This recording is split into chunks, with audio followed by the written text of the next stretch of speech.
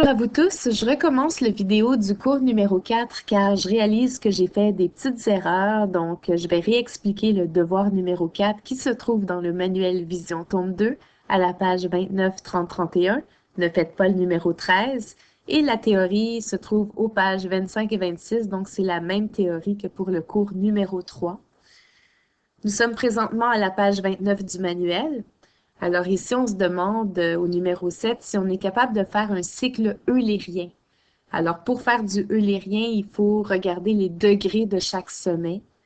Comme au numéro A, tous les sommets sont de degrés pairs, alors oui, on va être capable de faire un cycle eulérien.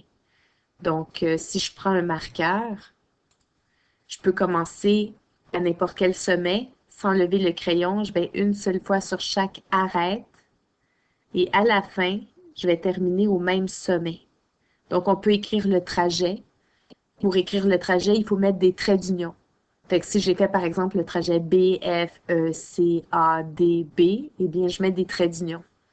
Vous voyez tous qu'au numéro B, c'est impossible car la partie du centre n'est pas connectée à celle de l'extérieur. Donc, si ce n'est pas un graphe connexe, on ne peut pas faire du eulérien. Essayez de voir si on est capable de faire un cycle eulérien au numéro C. Pour le numéro 8, il faut donner la représentation du graphe. Alors, je vais faire le numéro C avec vous. D'abord, il faut mettre les sommets. On peut les mettre de manière circulaire. Alors, j'ai mis A, B, C, D, E. Puis ensuite, il faut relier les sommets qui sont dans le tableau. Il faut relier A avec B, D avec B. Ensuite, D1C. Alors, on va mettre un petit 1 ici. A avec E.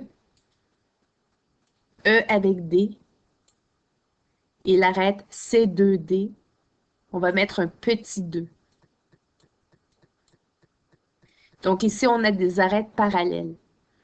Alors, on veut savoir si on est capable de faire une chaîne ou un cycle eulérien. Il faut regarder les degrés de chaque sommet. Je peux le faire rapidement avec vous. Le degré de A, c'est 2. Le degré de B, c'est 2. Le degré de E, c'est 2. Le D, c'est 1, 2, 3, 4. Une boucle, ça compte pour 2. Donc, le degré de D, c'est 4. Et le degré de C, c'est 2. Alors oui, on est capable de faire un cycle eulérien. Si je prends un surligneur et que je commence à B, par exemple, je vais terminer à B à la fin. Sans lever le crayon, je vais une seule fois sur chaque ligne. Et je vais terminer à B. Et on peut écrire le trajet. Donc, c'est ce qu'il faut faire au numéro 8. Au numéro 9, vous avez un graphe de référence. Il faut répondre aux questions. Par exemple, si je vous demande c'est quoi la distance entre A et C,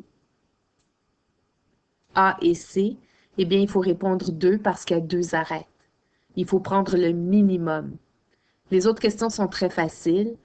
Chaîne simple, ben, c'est une chaîne ici qui a 4 arêtes. On ne peut pas repasser sur les arêtes. Ça pourrait être D, E, A, B, C. 1, 2, 3, 4. Au numéro E, la longueur de la chaîne AFHJED, il faut compter les traits d'union. Il y a 5 traits d'union, donc la longueur est 5. Très facile.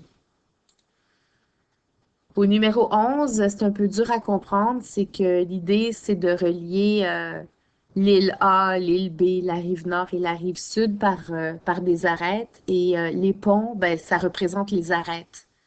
Et on se demande si on est capable de passer sur les ponts une seule fois. Donc non, c'est impossible parce que vous avez 3 sommets de degrés impairs. Pour faire du eulérien, ça prend soit 2 sommets impairs ou tous les sommets pairs. Ensuite, au numéro 12, on se demande, on a un musée, c'est des salles d'exposition dans un musée. On se demande si on est capable de visiter les salles une seule fois. Donc, est-ce qu'on est capable de faire un cycle hamiltonien?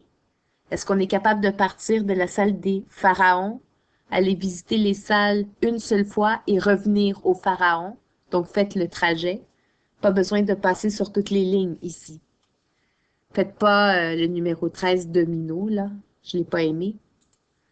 Ensuite, numéro 14, ça ressemble au numéro 12, c'est que on a des bateaux qui vont s'approvisionner en pétrole et on veut savoir si on est capable d'aller sur les ports une seule fois.